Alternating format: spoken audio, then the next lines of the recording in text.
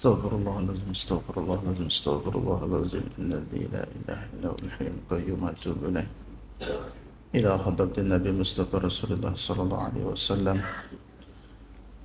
وإلى أصحابه وأزواجه وذريته ولجميع المسلمين والمسلمات والمؤمنين من الذين قضوا من كل سورة رب الشيخ بالرحمة والمغفرة نقول سهل مشايخنا ووالد أمهاتنا وجد قراباتنا شكر فضيلة الشيخ سمعنا الشيخ سبحانه الفاتحة. أعوذ بالله من الشيطان الرجيم. بسم الله الرحمن الرحيم. الحمد لله رب العالمين الرحمن الرحيم مالك يوم الدين إياك نعبد وإياك نستعين اهدنا الصراط المستقيم صراط الذين أنعمت عليهم غير المغضوب عليهم ولا الضالين آمين. أعوذ بالله من الشيطان الرجيم. بسم الله الرحمن الرحيم. Assalamualaikum warahmatullahi wabarakatuh. Alhamdulillahi rabbil alamin. Wassalatu wassalamu ala ashrafil anbiya'i wal mursalin sayyidina wa maulana Muhammadin wa ala alihi wa ashabi ajma'in. Subhanaka la ilma lana illa ma 'allamtana innaka antal alimul hakim. La haula wala quwwata illa billah. La haula wala quwwata illa billahil aliyyil azim. Rabbi shrah li sadri wa yassir li amri wahlul 'uqdatam min lisani yafqahu qawli. Allahumma yassir wa la tu'assir rabbi tammim bil khair wa ba'du.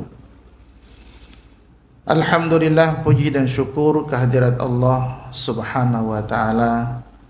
Kita dapat bertemu, dapat untuk melaksanakan segala kewajiban kita, menyambung tali silaturahim kita. Mudah-mudahan Allah meridhai kita dan menerima segala amal ibadat kita, diberkati umur yang panjang, usia yang panjang, diluaskan rezeki yang halal sebagai bekal kita beribadah kepada Allah Subhanahu wa taala. Salawat dan salam kepada junjungan kita baginda Rasulullah Nabi besar Muhammad sallallahu alaihi wasallam. Mudah-mudahan dalam kehidupan kita yang singkat di atas dunia ini, kita dapat menjadikan sebagai alat untuk kita mencari ridha Allah dan menggembirakan baginda Rasulullah sallallahu alaihi wasallam. Jamaah salat subuh yang dikasihi dan dimuliakan Allah Subhanahu wa taala. Kita mengadakan majlis ilmu dalam tiap-tiap bulan atau beberapa kali dalam sebulan daripada asatiz guru-guru kita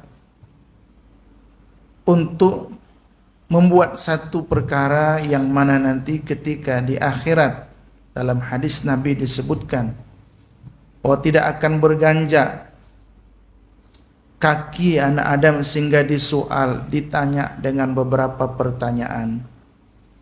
Di antara soalannya adalah, aku berikan kamu umur panjang, kemanakah kamu menggunakannya? Itu di antara soalannya.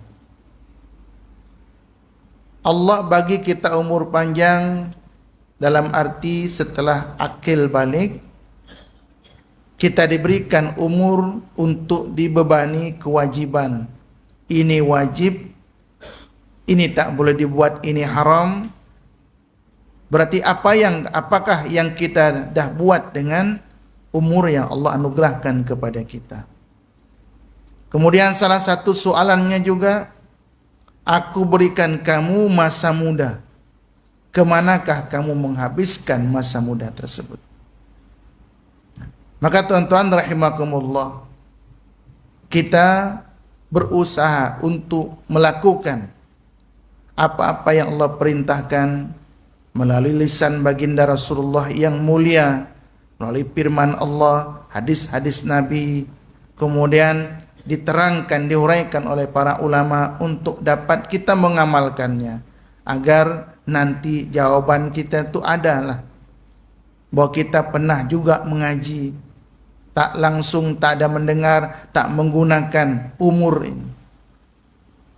Kalau kita gunakan umur untuk mencari ridha Allah, maknanya tak semua umur kita gunakan ke perkara yang sia-sia. Maknanya kita ada jawaban. Itu salah satu di antara kepentingan untuk kita duduk dalam majlis ilmu.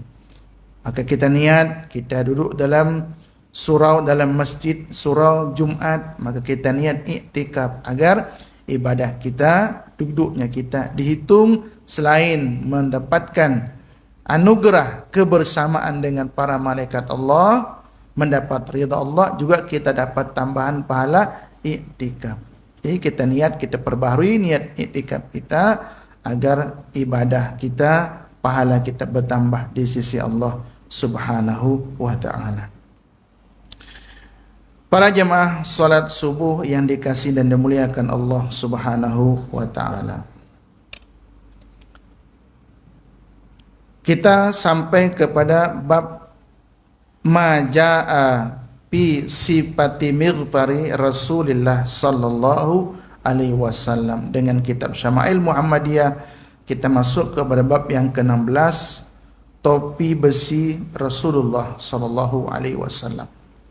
Tuan-tuan yang dirahmati Allah, baginda Rasulullah sallallahu alaihi wasallam ketika memimpin peperangan disebut dengan ghazwah. Kalau peperangan dipimpin oleh Rasulullah sallallahu alaihi wasallam, perang besar, itu disebut dengan ghazwah. Sementara kalau Rasulullah hantar pasukan dengan seorang panglima perang yang ditunjuk oleh Rasulullah, itu dalam sirah disebut dengan sariyah. Maknanya tentara kecil. Nah, pada saat perang Badar, yang cerita yang kita nak sebutkan di sini adalah tentang bagaimana sifat mighfar Rasulullah SAW. Dalam riwayat yang lain, mungkin pernah kita lalui ataupun belum, ketika Rasulullah untuk perang Uhud, itu baginda memakai dua lapis baju besi. Jadi bukan main semangatnya. Kalau datang takbir, Allahu Akbar, jom perang, tanpa ada persiapan. Tidak. Pada perang Uhud, baginda memakai dua baju besi. Kalau satu tak cukup ke? Satu tak cukup ke? Cukup.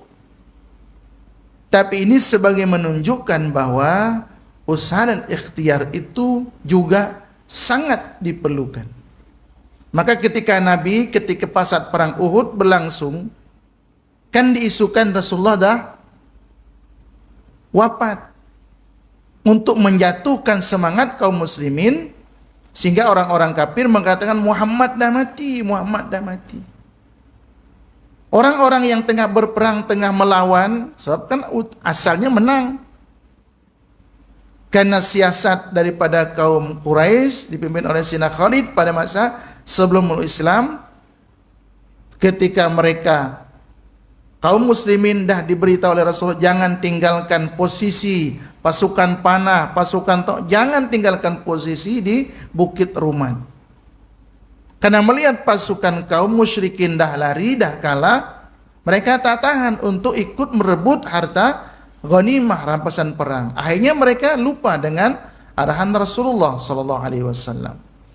Mereka pun turun daripada Bukit Rumat merebut harta rampasan perang. Kaum musyrikin berpusing menyerang daripada belakang, kelang kabut. Akhirnya tewas. Kalau bahasa kalah tuh, kalah kaum muslimin pada saat itu. Sehingga Rasulullah SAW diselamatkan untuk naik ke Bukit Uhud. Nah, dalam riwayat disebutkan, pada saat itu Rasulullah ketika perang Uhud menggunakan dua baju besi, dua lapis. Karena beratnya baju besi ketika diisukan Muhammad, kata orang kafir dah mati, akhirnya Rasulullah dengar macam mana supaya semangat kaum muslimin, tentera kepasukan kaum muslimin ini tidak jatuh semangatnya. Maka Rasulullah kena naik ke tempat yang tinggi untuk memberitahu bahwa baginda masih hidup. Karena baju besi itu berat, ada ceritanya, tak mampu baginda naik ke atas batu ke tempat yang tinggi. Akhirnya Sina Tolha pasang badan untuk baginda boleh naik. Nah, setelah baginda naik, memberitahu bahwa baginda masih hidup, naik semua kaum muslimin, maka Rasulullah mengatakan kepada Tolha, kamu akan masuk surga.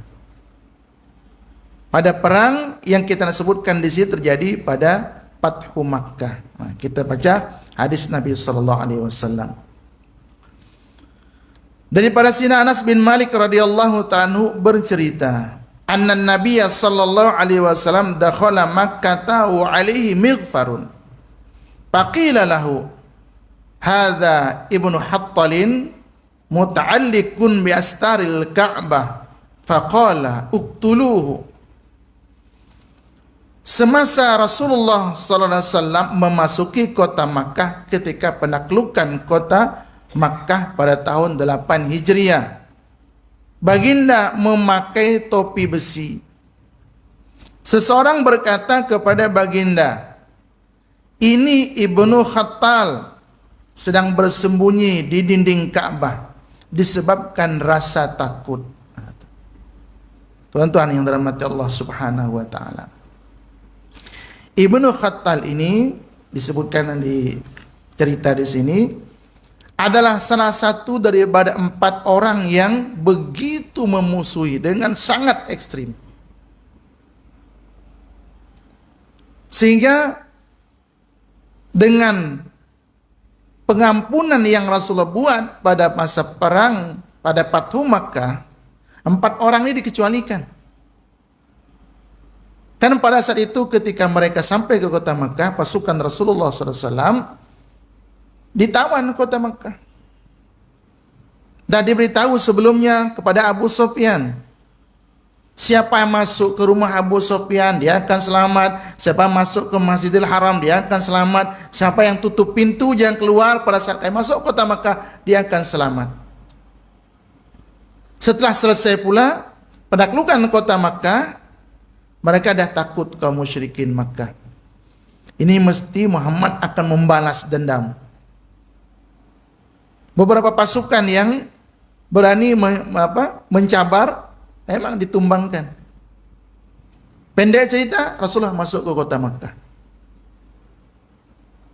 Setelah Rasulullah masuk ke kota Makkah, kan dalam cerita itu, dalam kisah ini disebutkan sampai Rasulullah himpunkan kaum muslimin.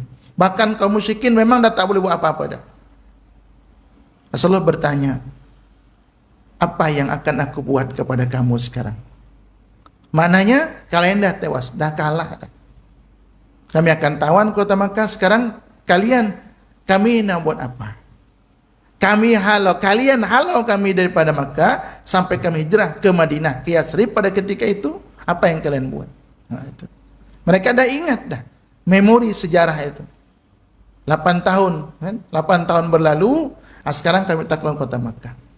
Mereka dah tak boleh kata apa-apa dah. Cuma bahasa mereka tu, kami tahu kau bukan orang yang pendendam, kan? Dan mereka mula merayu. Kamu mungkin akan buat seperti yang dibuat oleh Yusuf ketika tahu saudara-saudaranya yang 11 orang itu, apa yang dibuat kepada Nabi Yusuf? Dibuang ke perigi. Lepas setelah mereka beberapa sampai Nabi Yusuf menjadi menteri atau menjadi bendahari, apa yang Nabi Yusuf buat? Nabi Yusuf kata, kau doakan kalian semoga Allah mengampuni. Mereka tahu cerita itu, disebutkan. Apa kata Rasulullah SAW? Idhabu, pergilah kalian bebas, tak jadi hamba, tak dibunuh. Itu begitu rahmah Rasulullah SAW. Tetapi ada 4 orang yang dikecualikan daripada pengampunan itu. Di antaranya adalah Ibnu Khattal.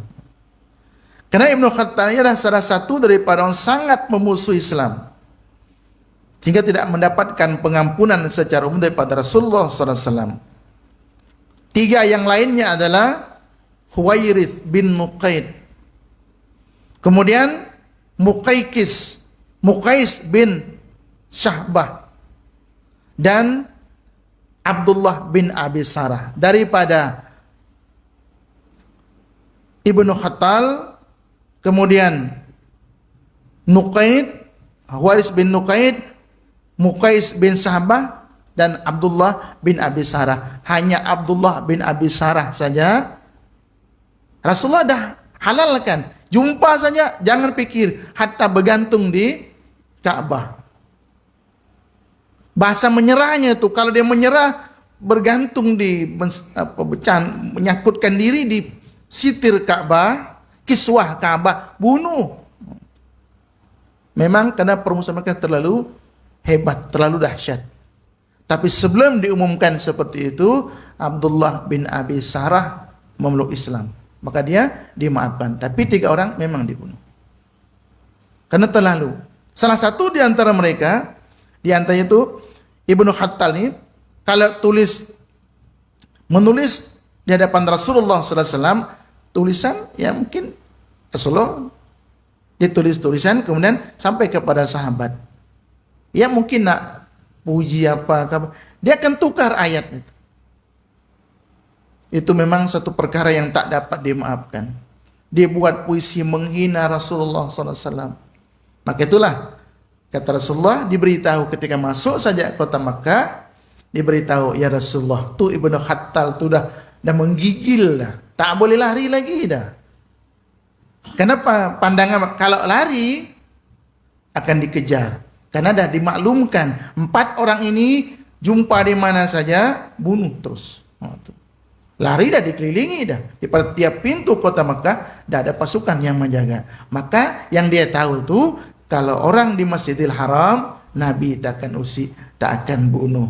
Apalagi bergantung bersembunyi di kiswah Ka'bah. Lagilah ikut daripada Ibnu Khattal, dia akan selamat. Tapi dikecualikan oleh Nabi karena terlalu dahsyat permusuhan mereka terhadap Islam. Tuan-tuan yang dirahmati Allah Subhanahu wa ta'ala. 10 hari lepas kami mengikuti sama hadis internasional peringkat antarabangsa. Nak sebutkan sedikit daripada kisah. Wallahu alam, secara kebetulan ataupun tidak, wallahu alam. Ketika Syekh Yusri Jabir daripada Mesir. Ketika dalam hadis itu ada satu kisah. Kisah ini masyhur. Itu ketika Rasulullah SAW berada di masjid. Kemudian datang istri baginda Rasulullah SAW, Sina Zainab. Mungkin ada keperluan Sina Zainab datang ke masjid untuk satu keperluan. Maka memanggil Rasulullah SAW untuk ada keperluan apa yang mungkin tak dapat dilakukan sendiri. Maka Rasulullah pun pergi dengan Sina Zainab.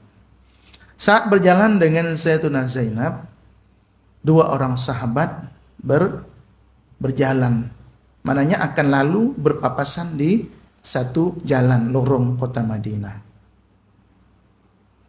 Rasulullah melihat sahabat berkenaan, kata Rasulullah, makanakuma. Berhenti kamu. Ketahuilah, kata Rasulullah SAW, yang bersama denganku ini istriku yaitu Zainab. Berhenti kamu, yang bersama denganku ini adalah Zainab. Kata sahabat, ya Rasulullah, kami tak akan menyangka apa-apa. Kami tidak akan nak prasangka baginda bersama dengan siapa, perempuan mana. Tidak ya Rasulullah. Apa kata Rasulullah? Iya, saya tahu.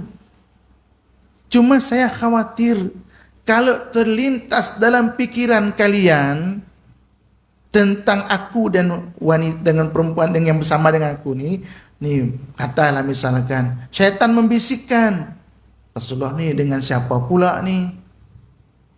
Berarti pas itu tuh kenapa Rasulullah bagi tahu tuh Sina Zainab mungkin oleh para ulama itu adalah memakai purdah sehingga tak dikenali.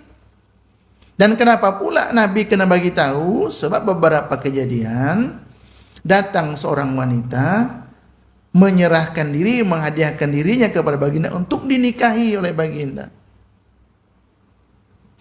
Maka Rasulullah SAW pun pandang daripada atas ke bawah, melihat sempurna, tak ada masalah. Cuma lama pandang macam tu, tak ada jawaban. Iya ke tidak ke, Nabi diam. Ada sahabat yang memang nak kawin tapi tak ada peruntukan untuk nak kawin. Apa kata sahabat? Ya Rasulullah, kalau baginda tak berhajat, kawinkan dia dengan saya.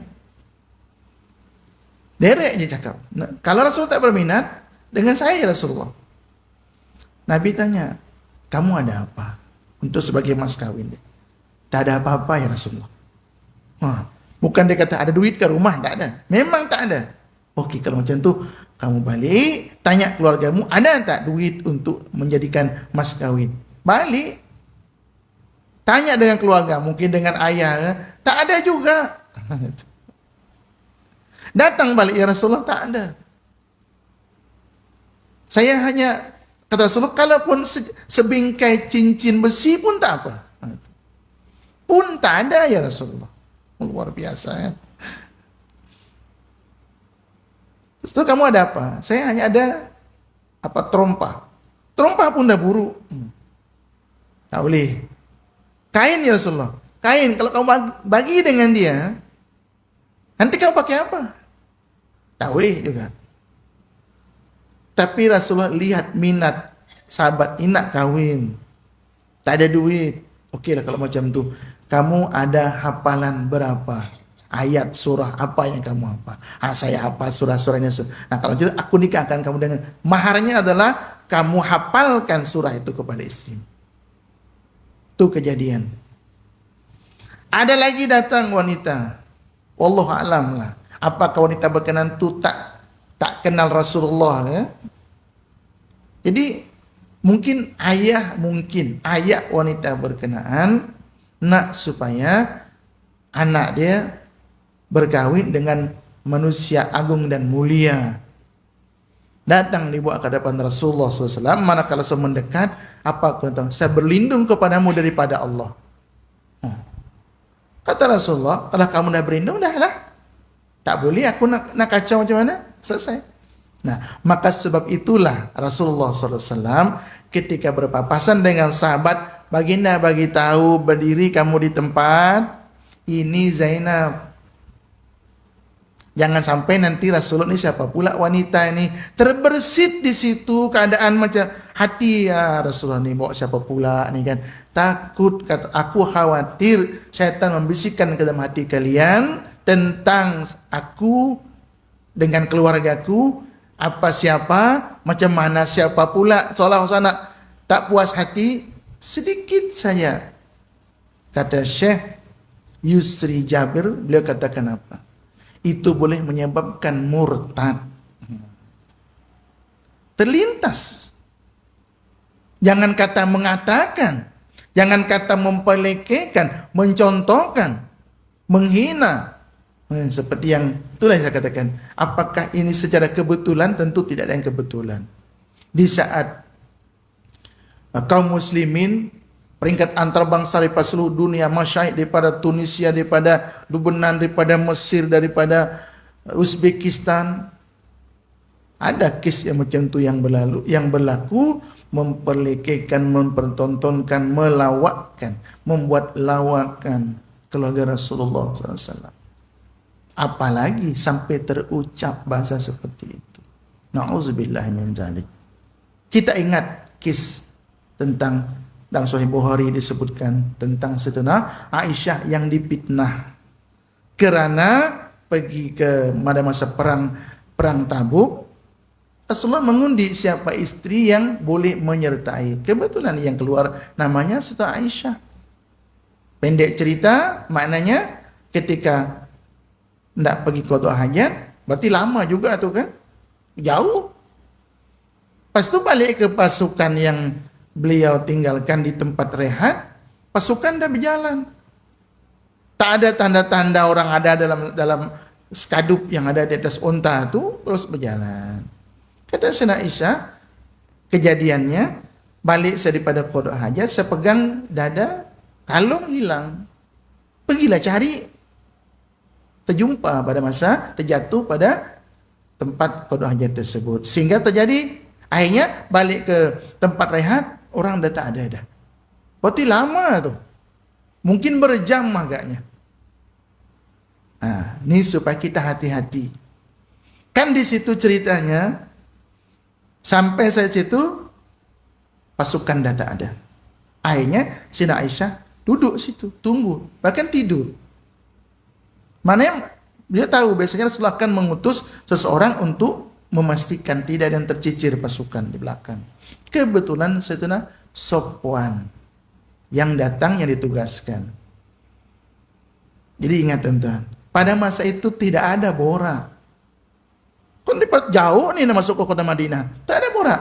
Yang ada kalimat terkejut Sayyidina Safwan, inna lillahi wa inna ilaihi raji'un.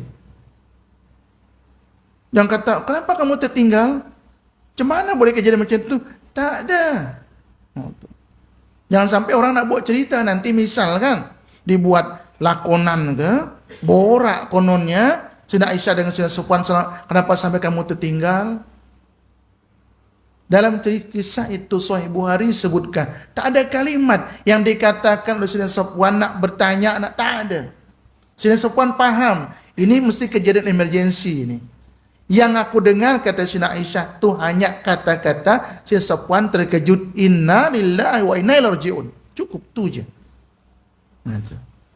Jangan sampai dibuat lawak-lawak nanti pula, bahwa tertinggal Sina Aisyah, terkejut, lepas tu borak bercerita sampai ke kota Madinah, na'udzubillah min zalik. Tak boleh. Kalau dah buat lawakan macam tu memang luar biasa dah. Macam mana nak harapkan umat nak mencintai baginda kalau keluarga baginda Rasulullah SAW dipersendaguraukan seperti itu. Maka tu sampailah ke Madinah, Sayyidina Aisyah tak tahu cerita. Tapi Rasulullah dah berubah. Masuk ke rumah Sayyidina Aisyah, hanya assalamualaikum, lepas tu apa kabar, lepas tu keluar.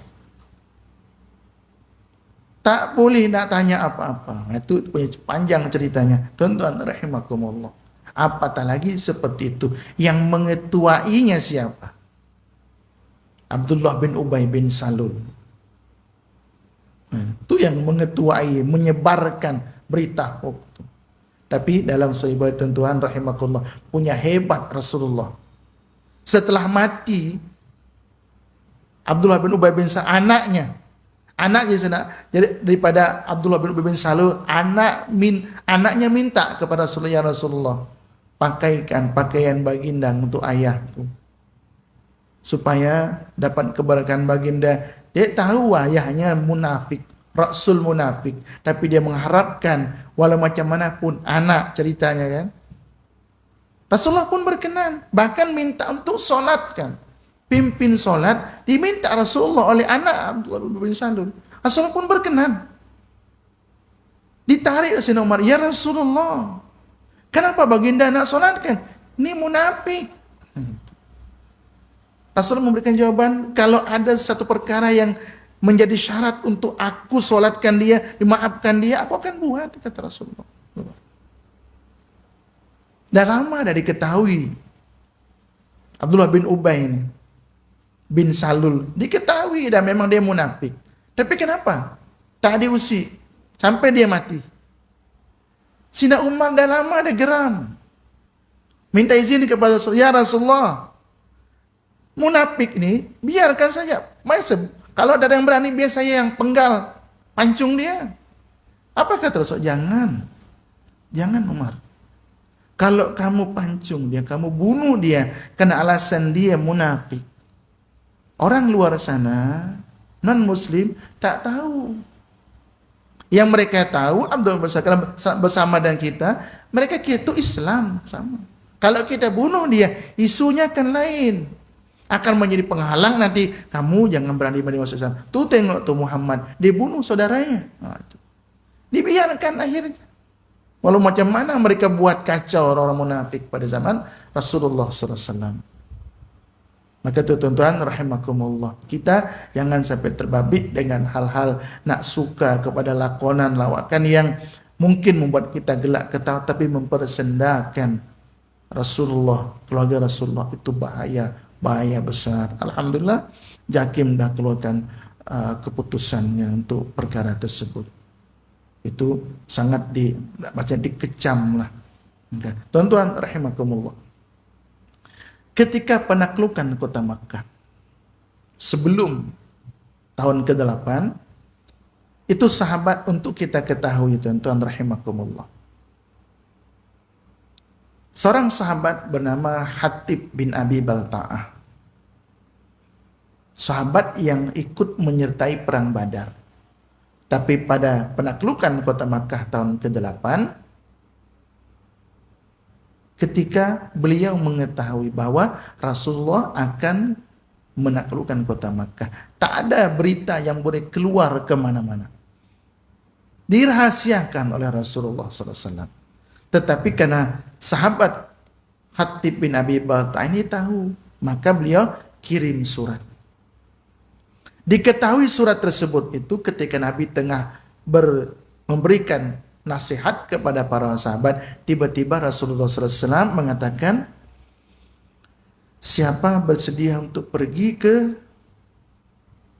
Wadi Khoh, tempat atau lembah ini, di situ ada wanita membawa surat membocorkan rahasia kita untuk pergi menaklukkan kota Makkah. Sina Ali, saya Rasulullah. Berarti 3 orang sahabat, Sina Ali dengan 2 orang sahabat pergi dengan segera. Kejar dia, ambil surat itu, bawa wanita itu sekali ke Madinah. Tak ada yang tahu. Sahabat tak pikir macam mana baginda tahu, tak. Rasulullah katakan macam tu lah, mereka pergi kejar. Berlomba dengan laju sampai. Kebetulan wanita tersebut tengah dalam perjalanan, di stop, berhenti. Keluarkan surat yang kau bawa. Kata wanita berkenaan, buat pura-pura tak tahu kan? Surat? Mana ada? Saya tak ada bawa surat apa-apa. Geledah. Buka dia punya apa? Punya perbekalan, kenderaan dia, unta dia makan. Buka, tak jumpa juga. Tapi kata Rasulullah, kata Sina Ali, tak mungkin Rasulullah bohong. Apa yang Rasul cakap mesti betul. Kata Sina Ali, aku peringatkan kamu untuk terakhir kali. Kau keluarkan surat itu segera, ataupun kami telanjangi kamu. Menggigil wanita berkenan. Dia keluarkan surat daripada balik sanggul baju rambut dia dikeluarkan. Surat itu diambil, bawa terus ke hadapan Rasul, wanita berkenan. Dibaca surat itu. Isi surat itu adalah daripada Hatib bin Abi Balta'ah kepada Quraisy Makkah. Aku tahu perjalanan Rasulullah sedang menuju ke Makkah untuk membebas kota Makkah. Jadi maksudnya supaya apa? Supaya berhati-hati, kalau boleh mengungsilah, jangan duduk, jangan keluar daripada kota Makkah sekarang. Itu maksud Sina Hatib bin Abi Balta'ah. Sedang dibaca surat itu di hadapan Rasulullah SAW, apa kata Rasulullah? Ya Hatib, ya Hatib, mada? Apa nih? Kau buat apa? Apa kata Sina Hatib bin Abi Balta'ah? Ya Rasulullah, mahlan. Sabar ya Rasulullah. Jangan tergesa-gesa. Bagi saya tu masa untuk memberikan penjelasan. Macam ni ya Rasulullah. Sahabat-sahabat kita semua yang ada di Madinah sekarang, dia ada keluarga di Makkah. Kalau terjadi apa-apa dan keluarga mereka di Makkah, mereka ada yang backup. Saya tak ada siapapun. Rumah saya itu di kota Makkah itu bercantum satu dinding dengan orang Quraisy. Kalau terjadi apa-apa di kota Makkah, peperang apa segala macam, tak selamat keluarga saya. Itu saja niat saya itu. Saya nak bagi jasa sedikit. Itu. Ada jasa sedikit supaya mereka melihat saya memberikan rahasia ini, kalau keluarga saya itu tidak akan diusir. Apa kata Rasulullah? Betul apa yang kamu katakan. Tapi Sina Umar lain. Ya Rasulullah, da'ni an adribu unuka hadal munafik. Ya Rasul, biarkan saya penggal leher orang munafik ini. Apa kata Rasulullah? Ya Umar, apa kamu lupa? Apa kamu tak tahu apa kata Allah? kepada orang-orang yang telah menyertai perang Badar. Maka disebut dengan Ahlul Badar. Para ulama buat selawat dengan selawat Badar, nama terkenal kan. Apa kata Rasulullah? Qad ittala ala ahlil badar if'alu ma syi'tum qad ghafartu lakum. Aqama qala Rasulullah sallallahu alaihi wasallam. Allah memberikan jaminan khas secara jaminan khas kepada ahli Badar. Allah katakan apa? Wahai ahli Badar, aku kita tuh buatlah apa yang kalian suka. Aku ampuni dosa kalian. Mendengar itu Sayyidina Umar menangis. Beliau walaupun garang tapi cepat tersentuh. Sangat hati garang saat melihat kejanggalan, tapi ketika mendengar yang baik menangis Sayyidina Umar. Maknanya sedar ya.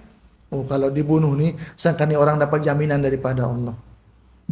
Peribahasanya, kalau dah diberi jaminan buatlah apa yang kamu suka, Allah ampuni dosa. Kalau buat maksiat pun peribahasa tetap dimaafkan. Kan membocorkan rahasia itu pengkhianat ya. Hukumnya apa? Bunuh. Sampai itu pun Rasulullah SAW Allah maafkan. Hebatnya Ahlul Badar. Atau kita baca salat Badar pun dibid'ahkan juga. Allah Ta'ala. Nah, jadi tuan-tuan rahimakumullah. Maka tuan-tuan yang dirahmati Allah Subhanahu wa Ta'ala. Nah, berkait dengan apa yang kita sebutkan tadi di awal cerita tadi itu, kita elaklah. Jangan kita menjadi orang untuk penyebar berita bohong yang pertama, kemudian terikut-ikut untuk menyokong mereka, menghina apatah lagi keluarga Rasulullah SAW. Kalau yang mereka mengkafirkan Sina Aisyah dan Sina Hafsah, kita tahu siapa mereka, kita jangan terikut-ikut.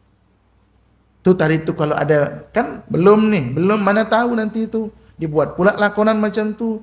Kemudian dalam lakonan itu borak sampai ke Madinah dengan Sayyidina Safwan misalkan, na'udzubillah min dzalik. Tak ada.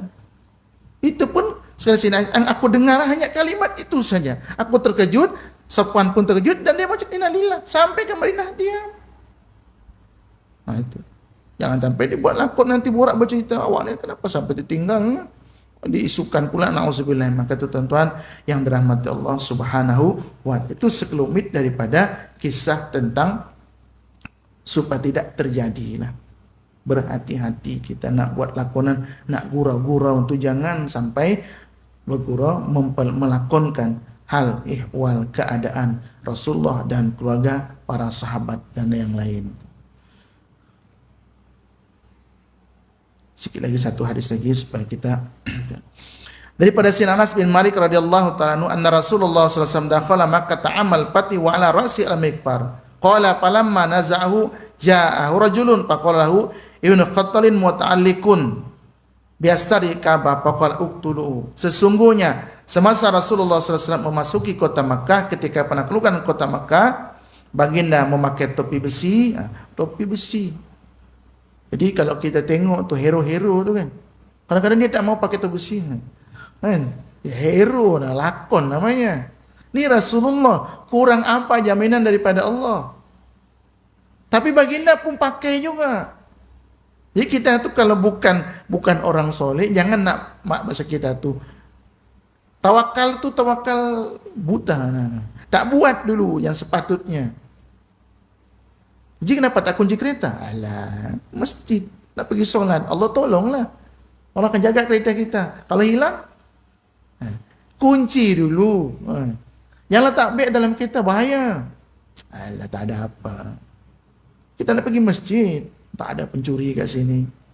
Memang beg pun tak ada isi. Ya, orang tak tahu, pencuri dia tak tahu kalau beg tu tak ada isi. Yang dia tahu dia nak ambil beg tu, dia pecah cermin. Cermin dia pecah, ataupun kunci dia rosak, kan jadi masalah. Maka tu ikhtiar kena buat. Sahabat apa kurangnya? Akidah, berpegang teguh dengan akidah. Melompat terus, biarkan unta tu. Rasul kata, kenapa tak ikat unta? Tak ada, tak apa ya Rasulullah. Nak pergi solat. Nanti dia bolehlah, kan Allah tolong. Ikat dulu onta kamu. Kalau hilang, itu baru takdir. Baru serah pada Allah. Maka kita diajar. Rasulullah pakai topi besi untuk melindungi kepala daripada mungkin panahan musuh atau serangan musuh. Kalau sakar pedang, kalau dia takkan tembus. Nah, Rasulullah pakai. Bahkan 2 baju besi sebagai ikhtiyat menjaga diri dan keselamatan. Jadi apapun ala kulli hal, Nabi ajar kita untuk berikhtiar. Berikhtiar. Setelah ikhtiar kita baru serah pada Allah. Jangan tawakal buta, tak buat apa-apa. Kemudian ketika baginda sedang membuka topi itu, seorang datang menemui baginda. Nah, kan dah masuk kota Makkah. Dah selesai dah. Musuh ditaklukkan. Tiap-tiap pintu dah ada pasukan yang memimpin. Yang melawan selesai. Kalau tak menyerah, mati. Beberapa orang yang mati yang berani melawan. Maka itu Nabi bagi jaminan. Yang masuk rumah Abu Sufyan aman. Sahabat Sufyan belum kuat lagi, baru meluk Islam. Masuk masjid aman. Masuk rumah kunci pintu jangan keluar aman. Kalau tak, berarti tak aman. Nah, sesampai di kota Makkah dan selesai penaklukan, manakala baginda buka topi besi tadi itu, ada yang mengkabarkan bahwa Ibnu Khattal sedang bersembunyi di sebalik dinding Ka'bah, di kiswah Ka'bah itu. Apa kata Nabi SAW? Rasulullah SAW menjawab, bunuhlah dia. Ibnu Syihab berkata, aku mendapat tahu pada hari itu Rasulullah bukan dalam keadaan berihram. Ini riwayat tambahan daripada Ibnu Syihab. Bukan untuk ihram, kan? Untuk takluk kota Makkah. Kan kalau masuk kota Makkah atau kita kan berihram dulu kan. Kalau pasal sebelum itu kan ihram dulu masuk kota Makkah, bukan. Allah alam lah mereka-mereka yang pergi kebetulan tugas sebagai duta untuk melintas kota Makkah kan. Allah alam apa yang mereka buat. Sepatutnya adalah masuk dulu ihram sebagai takziman kepada Makkah, sebarulah tugas itu. Nah, tuan-tuan rahimakumullah. Jadi pada kesimpulan 2 hadis yang kita sebutkan pada hari ini memang hanya 2 hadisnya tentang topi besi Rasulullah SAW. Yang kita nak sebutkan daripada kesimpulan dia adalah kita kena berusaha berikhtiar. Untuk berikhtiar, berusaha untuk menjaga diri kita. Sisanya, selebihnya serah pada Allah Subhanahu wa ta'ala. Kemudian yang kedua, pastikan kita tidak terbabit dengan hal-hal yang membuat senda gurau keluarga baginda Rasulullah SAW, Rasulullah sendiri ataupun para sahabat. Nabi tidak sebutkan. Maka pada saat berlakunya fitnah itu, apa kata Nabi? Nabi dah, Sina Aisyah itu kata Sina Aisyah menceritakan dalam Sahih Bukhari, sampai aku tak ada air mata untuk menangis. Pergi ke ayah, izin ya Rasulullah, izin pergi ke orang tua saya. Sila, kata Rasulullah. Kebetulan saat pergi itu sudah ada kat situ. Apa kata Sina Aisyah? Abah, ayah, tolonglah cakap dengan Rasulullah. Saya tak ada buat apa-apa pun. Apa kata Sina Abu Bakar? Aku tak boleh cakap apa. Aku tak tahu nak cakap apa. Kepada mak, tolonglah bagi tahu. Cakapkan dengan Rasulullah. Saya tak buat apa-apa pun. Kata mak pun sama. Minta maaf putriku. Aku tak tahu nak buat apa. Bayangkan perasaan Sina Aisyah. Akhirnya, karena makin dibiarkan fitnah ini makin berleluasa. Wahyu Allah belum turun membereskan Sina Aisyah sebagai ujian untuk kaum muslimin. Nak menyaring mereka-mereka di lingkungan Rasulullah siapa. Ternyata memang yang menyebarkan itu adalah orang munafik. Maka Nabi naik ke mimbar. Kata Rasulullah, siapa di antara kalian yang berani untuk mempersendakan, memfitnah, berkata buruk kepada keluargaku? Tolong. Maka berdiri Sina Sa'ad bin Mu'az.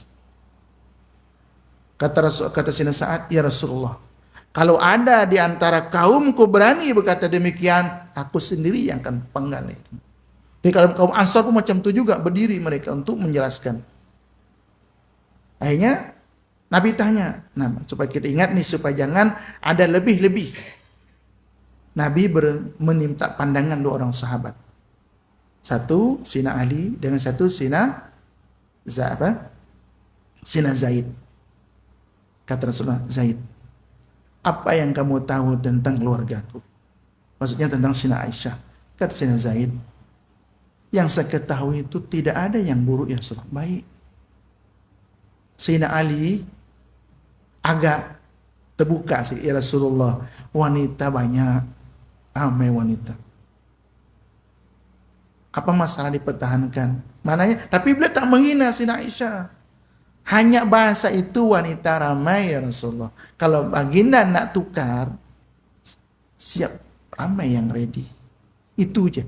Sina Aisyah tu dengar kalimat itu. Maka tu ketika sakit Rasulullah menjelang kewafatan Rasulullah, kan Rasulullah dipapah kiri kanan oleh Sina Fadl bin Abbas. Sina Aisyah sebutkan satu Sina Fadl dan satunya seorang lelaki. Tak sebut nama Sina Ali itu. Ada masih sedikit perasaan. Jangan lebih-lebihkan nanti. Memang ada perasaan, maknanya agak sedikit, ya ada sedikit lah. Maka itu kalau terjadi antara khilaf antara Sina Ali dan Aisyah, tapi tak ada menyemak, tak ada. Hanya bahasa kita tuh diam. Ya. Nah itu supaya kita jangan melebih-lebihkan. Nanti Sina Aisyah itu bergaduh dengan Sina Ali, saling maki, saling, tak ada. Jangan sampai. Keluarga Rasulullah SAW. Kadang-kadang kalau kita tak tahu kan, orang nak buat cerita tu karena tu Sayyidina Ali tu marah dengan Sayyidina Aisyah pun marah dengan dia. Buat ini. Jangan kita nak buat berita-berita yang tak betul, yang tak ada sumber yang sahih tentangnya. Maka tu untuk kita ketahui, akhirnya periwayat hadis tu tanya siapa lelaki berkenaan itu. Satu Sina Fadl, satunya rajulun. Rajulun kan lelaki. Ternyata Sina Ali. Itu saja masalah yang Sina Aisyah tu rasa kenapa Ali tu sampai cakap macam tu. Akhirnya beliau tak mau sebut nama. Itu je. Jadi supaya jangan kita dengar kalau ada berita-berita informasi baik di tulisan tentang pergatuan Sina Aisyah dipanjang-panjangkan, dibuat lawak, dibuat lakon, dendam kesumat macam kita sering maki. Tak ada. Sahabat, insya-Allah. Apabila Rasulullah SAW, mudah-mudahan itulah di antara keinginan kita membaca Syama'il Muhammadiyah, Sirah Nabawiyah, baik daripada Petuh Tarikhul Abad, untuk kita menghormati, menjunjung tinggi, letakkan posisi baginda Rasulullah dan para sahabat pada tempat yang sepatutnya, pada tempat yang mulia. Jangan dijadikan bahan senda gurau. Itu saja yang dapat Al-Fakir boleh kongsikan. Mudah-mudahan Allah menerima segala amal ibadah kita, Allah ampuni dosa-dosa kita dengan menjaga keluarga Rasulullah SAW. Mudah-mudahan kita berhak dan layak mendapatkan syafaat Rasulullah SAW, karena kita tahu kita tak banyak amal ibadah, kita tak banyak melakukan perkara-perkara yang sepatutnya. Mudah-mudahan dengan cara itulah kita mendapatkan syafaat Rasulullah SAW. A'udzubillahi minasyaitonirrajim. Bismillahirrahmanirrahim. Alhamdulillahirabbil alamin. Allahumma shalli wa sallim barik ala sayyidina Muhammad wa ala ali sayyidina Muhammad. Allahumma fa'alna ma 'allamtana wa 'allimna ya Allah ma yanfa'una wa zidna ya Allah ilman nafi'a wa rizqan wasi'a halalan thayyiban wa amalan mutaqabbala. Allahumma sahih ajsadana wa tawwil a'marana wasi' arzaqana li ta'atika ya Allah bi rahmatika ya Allah ya arhamar rahimin. Rabbana taqabbal minna innaka antas samiul alim wa tub alaina ya Allah ya maulana innaka antat tawwabur rahim. Subhanakallah bihamdika nashhadu an la ilaha illa anta wa nastaghfiruka wa natubu ilaik. Wa sallallahu ala sayyidina Muhammadin wa ala alihi wasallam bi fadli subhana rabbika rabbil izzati amma yasifun wa salamun alal mursalin. Amin amin. Walhamdulillahi rabbil alamin. Minta ampun, minta maaf atas segala kesalahan kekurangan. Terima kasih atas segala perhatian. Hadanallahu majma'in billahi taufiq wal hidayah. Wassalamualaikum warahmatullahi wabarakatuh.